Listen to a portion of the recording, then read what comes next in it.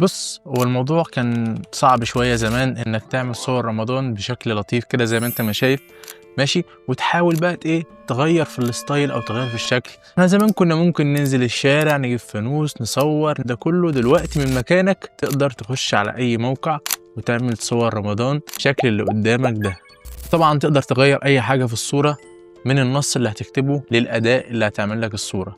وطبعا دي تجربتي الأولى في الذكاء الاصطناعي، وازاي قدرت نعمل الصور ديت زي ما انت ما شايف كده بالظبط. وطبعا اختصرت لك وجبت لك افضل موقعين تقدر تستخدمهم. فطبعا في الأداة الأولى اخترنا كوين شات.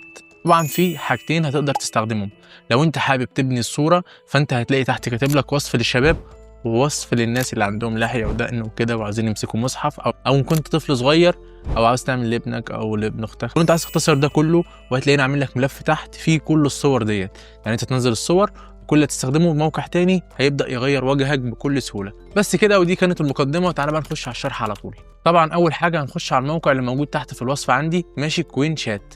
طبعا هتبدا تسجل حساب على كوين شات، وبعد كده هتختار الموديل اللي احنا عايزينه عشان يعمل لنا الصور.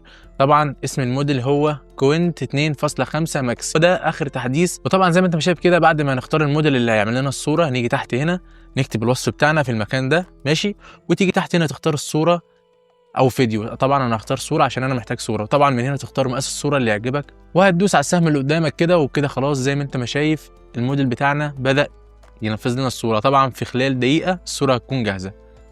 طبعا زي ما انت ما شايف كده الصوره جهزت معانا. وطبعا لو محتاجين صوره تانية نبدا ندوس على العلامه دي كده، ويبدا يعمل لنا صوره تانية وثالثه ورابعه وخامسه وسته وزي ما انت عاوز بالظبط. باختصار كده احنا كتبنا له في البحث اللي احنا محتاجين شاب مسلم متدين اللي يلبس زي العبايه ماشي، ويمسك مصحف في ايده بس باللغه العربيه الفصحى. لو حبيت تترجم اللي انا كاتبه لك تحت ده.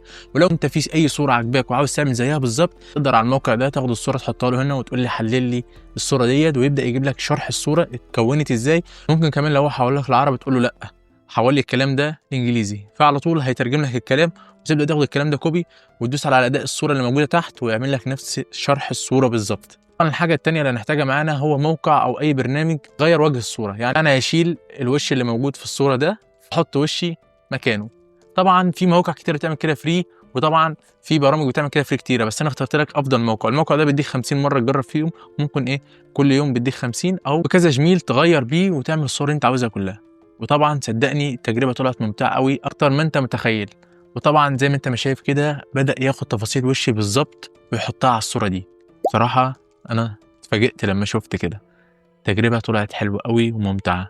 بس كده، فهي دي تجربتي مع الذكاء الاصطناعي وصور رمضان. لو حابب تشوف اي حاجه جديده عن الذكاء الاصطناعي او الصور، اكيد لازم تكون مشترك هنا عشان كل فيديو ينزل تكون متابع على طول. ولو وقف قدامك اي مشكله اكتب لي في الكومنتات وهتلاقيني ساعدتك على طول.